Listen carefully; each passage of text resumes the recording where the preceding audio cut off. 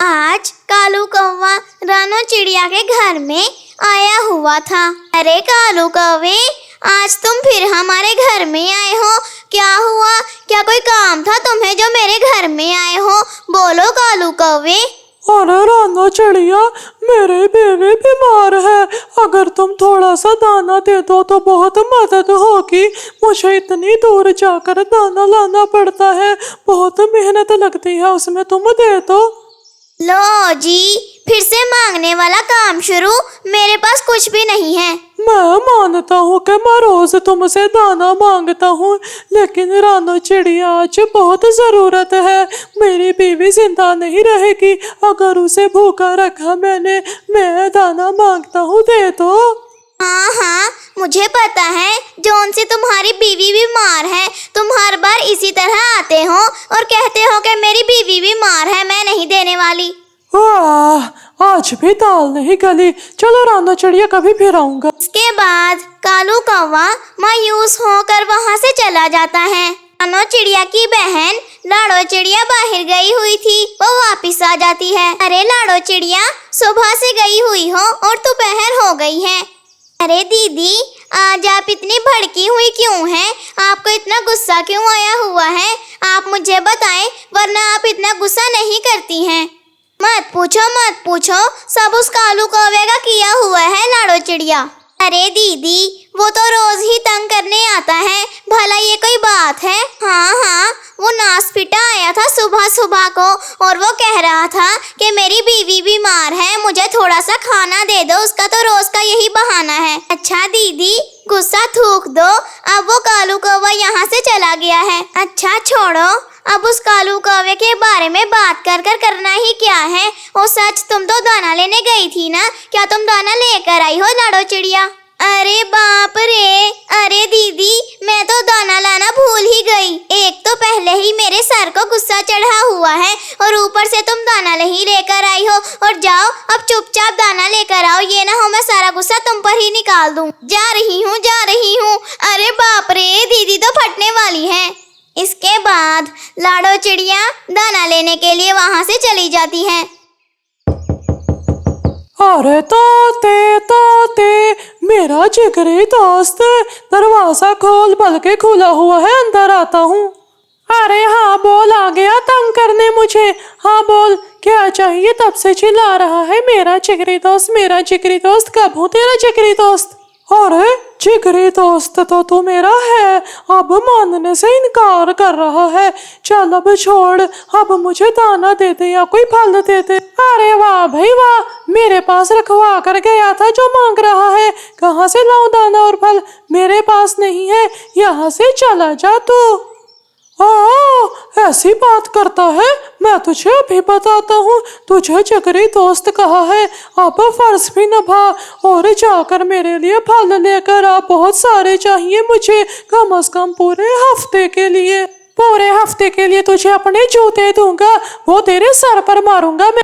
अच्छा ऐसी बात है, लगता है अब तुझे चाय नाश्ता करवाना पड़ेगा। वैसे तुझे पसंद है चाय के साथ नाश्ता करना? पर कालू कौवे, ये चाय नाश्ता क्या होता है मुझे नहीं पता। कालू कौवा मिट्ठू तोते का पीट कर बुरा हाल कर देता है। लाके गई समझ, लाके गई, क्या होता है चाय नाश्ता? जब देखो पीटता है मुझे। लाता हूँ, जा रहा हूँ।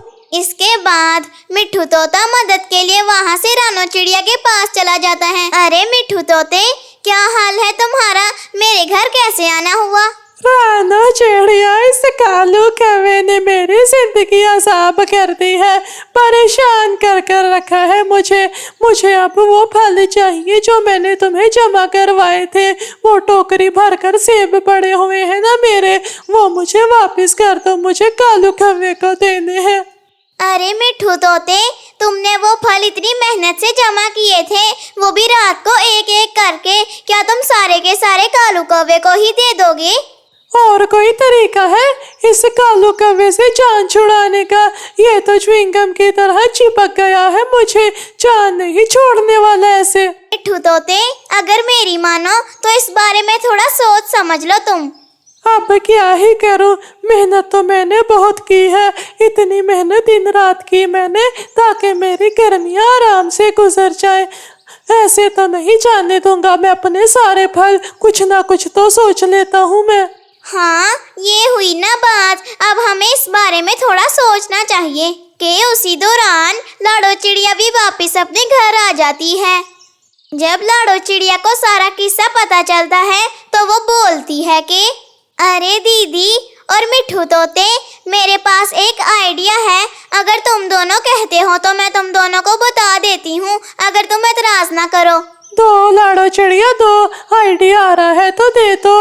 अब पता नहीं हमारे दिमाग में कुछ क्यों नहीं आता, तुम ही बताओ क्या करें अब। अरे दीदी और मिट्ठू तोते, तुम दोनों मेरी बात ध्यान से सुनो। हमारे पास इतने सारे सेब हैं, हम उनमें से कुछ सेबों में पेट खराब करने वाली दवाई मिला देंगे। जब कालू कौवा वो खाएगा तो उसका पेट खराब हो जाएगा। अरे लाडो चिड़िया, मैं तो तुम्हें छोटी समझता रहा, तुम तो बड़ी हो गई हो। वाकई ये तो बहुत अच्छा आइडिया है, उसका पेट खराब हो जाएगा। मिट्ठू तोते, लाडो चिड़िया ने हमें बिल्कुल ठीक तरकीब बताई है। इससे वो तुम्हारी जान भी छोड़ देगा और जब वो सेब खाएगा तो उसका पेट खराब हो जाएगा।